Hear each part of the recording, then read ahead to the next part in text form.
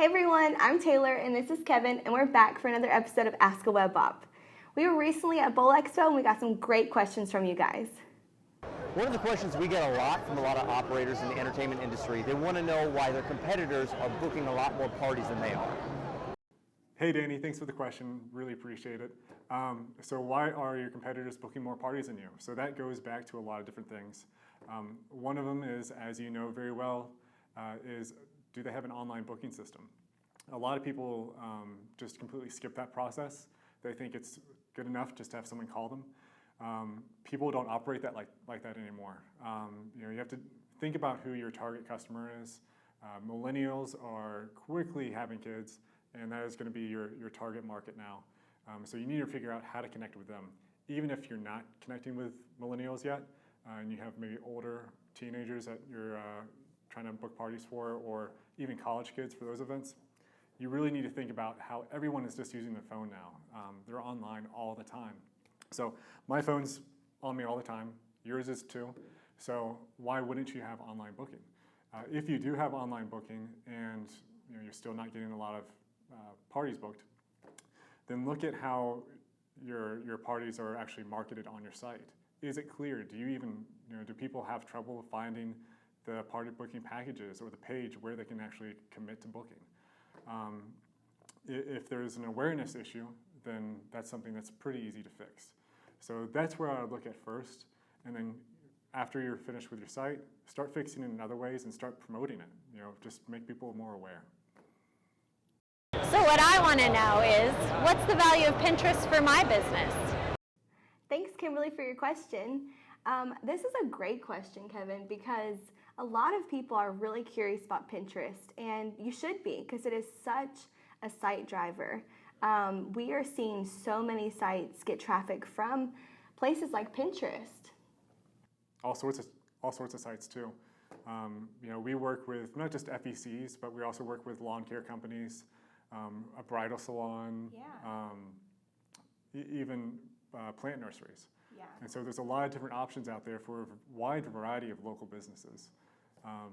So we're even using Pinterest ads for one of those companies, which we talked about a couple of weeks ago. And so one company let us kind of use them as a guinea pig when Pinterest finally opened that up to us. And they're seeing phenomenal results just from the fairly inexpensive Pinterest ads, which the huge opportunity there is that no one's using it, right? Right. And so it's an untapped market that you can really see a lot of value in. That client that we're doing those ads for, the impressions are up. People are seeing those images with their logo, so it's kind of like a brand recognition thing. They might not act on it then, but later on when it's time for them to buy, they'll know and they'll have that client in mind. So it's really, really great. Yeah. So Taylor, what do you think about some of our plant nursery clients using Pinterest for their marketing? What do you think they can do? Yeah. So they can actually market how to use their products. So whether it's a plant or let's say it's a bug spray, to keep those bugs off of those plants, you can see how you can use those products on Pinterest in a very practical way. Maybe you want to grow a vegetable garden.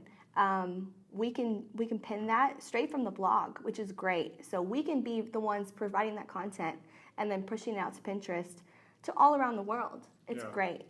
And I think you're going to hit a couple different things here. One, you're going to attract attention from outside your market, right? And that can be a good thing because that might lead to more links or blogging opportunities on other sites, which kind of give you more credibility. Right. And that's an awesome opportunity. But also, if you put the time into optimizing your pins a little bit more for that local market, then you can really take advantage of the local area that's you're trying to hit. So if you are a plant nursery and you're trying to use, for example, in Georgia-specific plants or trees, and people are looking for that for their backyard or the front yard. Right. Bridal salons, if you're looking for a certain shop in the area, or if you know that your target market is in the city, then you can target ads to them and open up your whole inventory to them so they can possibly book an appointment online or figure out kind of what their dream board is. And FECs can do that even more too. Yeah, we actually were talking earlier about how you can take it a step further. It doesn't just have to be, book a party or things like that for FECs. You can actually do birthday party ideas. I mean, wouldn't it be great if you could provide value to these moms more than just, hey, have your birthday party here, we'll do all the work, but if you want a princess party, here's all these great ideas, because Pinterest is full of all those great ideas. Superhero parties, all of it. I mean, they just have lists and lists of ideas. Even games to have at these parties. If you wanted to add, more fun to the party, they even have game suggestions. So you can create separate boards for that. It's really great. Yeah, absolutely. So Kimberly, to answer your question, be intentional with your pins, be intentional with your boards, and think about who you're trying to target with each one, and are you adding value, or are you just pinning stuff? Exactly. And that's not what we want to do. That's just wasting your time. So there's definitely value for a lot of different types of businesses, and it's just really finding your rhythm and your voice. So thanks everyone for your questions this week.